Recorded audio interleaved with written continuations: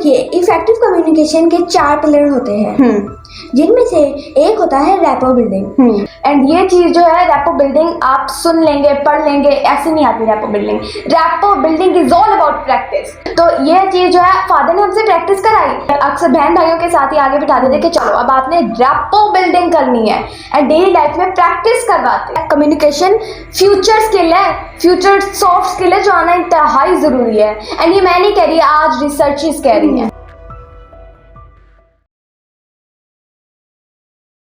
आप जो कह लें जो काम करने आते हैं टेक्नीशियंस वगैरह, आप उनसे कनेक्ट कैसे कर पाते हो?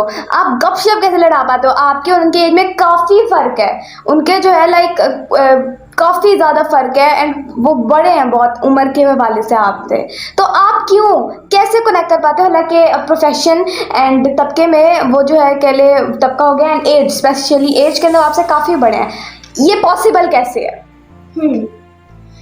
तो देखिए, इफेक्टिव कम्युनिकेशन के 4 पिलर होते हैं, जिनमें से एक होता है रैपो बिल्डिंग। हमने रैपो बिल्ड करनी होती है सामने वाले इंसान के साथ, राइट। और इसके अंदर बहुत ही प्रैक्टिस, इसके अंदर बहुत ही ट्रेनिंग की जरूरत होती है। ओके। क्योंकि बिना ट्रेनिंग के हम ये कर नहीं सकते, इसलिए बहुत ही प्रैक्टिस होती है। तो मेरे वालिद ने, मेरे अबू ने और मेरे बहन भाई ने इतना अच्छा समझाया इसके बारे में, इतना लॉन्ग, और हम तो हर रोज सेशन करते हैं अल्हम्दुलिल्लाह। या डेफिनेटली हम तो हर रोज साथ बैठते हैं। फादर, हमारे पेरेंट्स क्या करते हैं, स्पेशली फादर, हमारे डेली सेशन होता है, इज एब्सोल्युटली करेक्ट। वैसे तो वो क्या होता है उसके अंदर वो मैं इस वीडियो में नहीं बताऊंगी क्योंकि वीडियो बहुत लंबी हो जाएगी, एंड वो कैसे हमारी लाइफ के अंदर हमें बहुत हेल्प करी है वो हम किसी और वीडियो में बताएंगे। बट वो कह रहा है अभी, क्योंकि स्पेसिफिकली वो रैपो बिल्डिंग की बात कर रहा है जो कि इंतहाई ज़रूरी है किसी से कह लें। रैपो बिल्डिंग बहुत ज़रूरी है इफेक्टिव कम्युनिकेशन के लिए। एंड इफेक्टिव कम्युनिकेशन यानी जैसे उसने कहा 4 पिलर्स हैं, जिसमें से एक है rapport building. He is very very correct. And ये चीज़ जो है रैपो बिल्डिंग, आप सुन लेंगे पढ़ लेंगे, ऐसे नहीं आती rapport building. Rapport building is all about practice. उसके अंदर क्या करना होता है? रैपो बिल्डिंग के अंदर आपने दूसरे के साथ कनेक्ट करना होता है, उसको ऑब्जर्व करना होता है, ऑब्जर्व करके ऑब्जॉर्व करना होता है, उसके हवाले से जो है आप फिर जो है उसके माइंड मैप्स के अंदर जाते हैं, एंड ये काफ़ी प्रैक्टिस लेता है। राइट इसान भाई? बिल्कुल बिल्कुल। तो ये चीज़ जो है फादर ने हमसे प्रैक्टिस कराई। लाइक वो हमें जो है दूसरों के आगे बिठा देते, या अक्सर बहन भाइयों के साथ ही आगे बिठा देते कि चलो अब आपने रैपो बिल्डिंग करनी है, एंड डेली लाइफ में प्रैक्टिस करवाते। एंड ये बहुत इंपॉर्टेंट चीज़ है जो कि बहुत हेल्प किया है जिसने। तो रैपो बिल्डिंग बहुत ही ज़रूरी होती है। उसके लिए जैसे कि आपने उन्हें भी बता दिया, मैंने भी आपको बता दिया। खैर, हमें तो पैसे ही पता है कि इसलिए हमें बहुत ज़्यादा ट्रेनिंग चाहिए होती है। तो मैंने इसकी बहुत ज़्यादा प्रैक्टिस की है। हाँ, घर में प्रैक्टिस की, राइट? घर में भी की और बाहर भी की, सीखा घर में। हाँ, मैंने सीखा स्पेशली घर में, और मैंने ज़्यादातर प्रैक्टिस में इसकी घर में ही की। मैं अपने बहन भाइयों के साथ बैठता था नहीं बल्कि बैठता हूँ भी। मैं हमेशा उनके साथ रैपो बिल्डिंग करता हूँ, और ये बहुत ही ज़रूरी होती है। अगर हम इफेक्टिव कम्युनिकेशन में रैपो बिल्डिंग ही ना करें तो वो सारी बिल्डिंग ही टूट जाएगी। क्यों? क्योंकि 4 पिलर होते हैं। हाँ। 4 पिलर में से एक पिलर एक भी पिलर टूट गया तो पूरी इमारत गिर जाएगी। राइट? बिल्कुल। एंड ये जो आसान चीज कहना ना रैपो बिल्डिंग, ये मैंने आपको शुरू में क्या कहा कि इस्लाम की कोर पे जो आप जिंदगी गुजारेंगे, इस्लामिक प्रिंसिपल्स पे, और आपकी जिंदगी जो है वो बेस करेगी इस्लाम पे, देन आपकी लाइफ बागो बहार है। अभी उसने रैपो बिल्डिंग की बात की। रैपो बिल्डिंग के अंदर दूसरे से कनेक्ट करना होता है, एंड दूसरे से कनेक्ट कौन सिखाता है हमें? दूसरों का दर्द समझना, कनेक्ट करना। इस्लाम हमें सिखाता है भाईचारा, कोलैबोरेशन, इंसानियत, दर्द दिल। ये कौन सिखा रहे हैं हमें? इस्लाम सिखा रहा है। दैट्स वाई अनफॉर्चुनेटली, क्योंकि ये अनफॉर्चुनेटली डेली लाइफ के अंदर लोग नहीं कर रहे होते, या फिर ये उनको नहीं सिखाया जाता। दैट्स वाई अब फैमिलीज की बजाय घरों में इंडिविजुअल्स रहते हैं मोस्टली। इसी की वजह से फैमिलीज कनेक्ट ही नहीं कर पाती। कोई साथ, जैसे आप, बहुत से लोगों के मुझे कमेंट्स आते हैं कि कोई साथ बैठने को तैयार ही नहीं, क्यों नहीं आ रहा कोई साथ, फलां।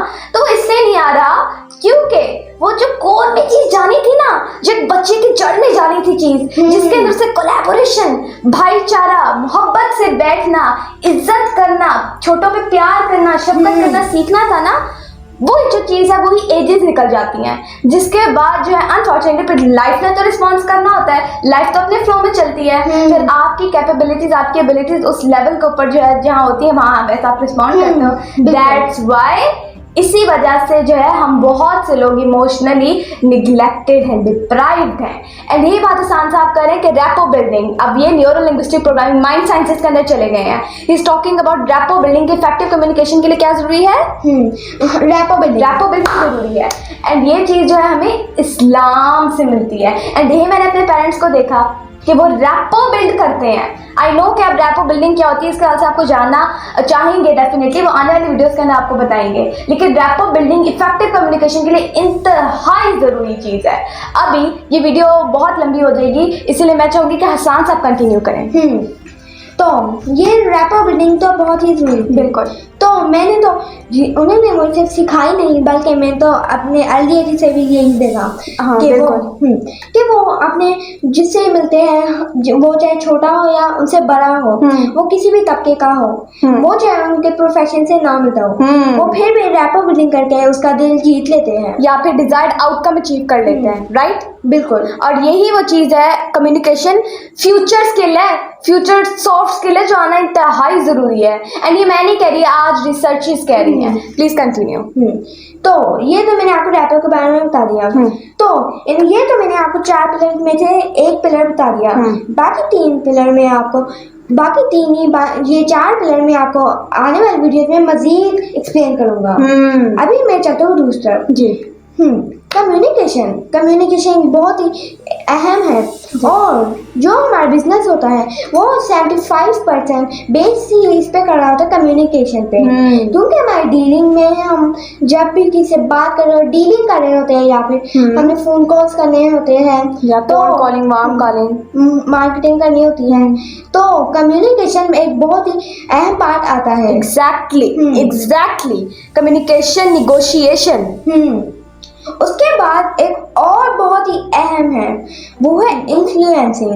वो भी बहुत ही जरूरी है, और मेरे वालिद ने तो इसमें मुझे प्रैक्टिस भी करवाई है। मैं सच बोलूँ तो उन्होंने मुझे बहुत ही प्रैक्टिस करवाई है, प्रैक्टिस नहीं, उन्होंने मुझसे करवाया है। इसलिए अब जो भी कोई आता है या फिर कुछ भी होता है, तो मैं तो चुटकियों में कर लेती हूँ। अल्लाह के फजल करम से मैं चुटकियों में कर लेती हूँ। तो यानी आपके लिए कोई बड़ी बात नहीं है, आपको फील होता ओ क्या करूँगा मैं? बिल्कुल नहीं। अल्हम्दुलिल्लाह। सो ये बहुत बड़ी चीज़ है। एंड मैं आपको बताती हूँ कि लाइफ के कैसे हर मरहले के अंदर हमारे पेरेंट्स ने हमें आगे किया, हमारे अंदर कॉन्फिडेंस डेवलप किया। जैसे कि हसन भाई आपको तो पता ही है, हमारे घर अक्सर ऐसा होता है, जैसे सबसे पहली बात इस्लाम से शुरू करते हैं। इस्लाम में मेहमान को रहमत के तौर पर देखा जाता है, एंड मेहमान नवाजी को इनकरेज, प्रमोट किया जाता है।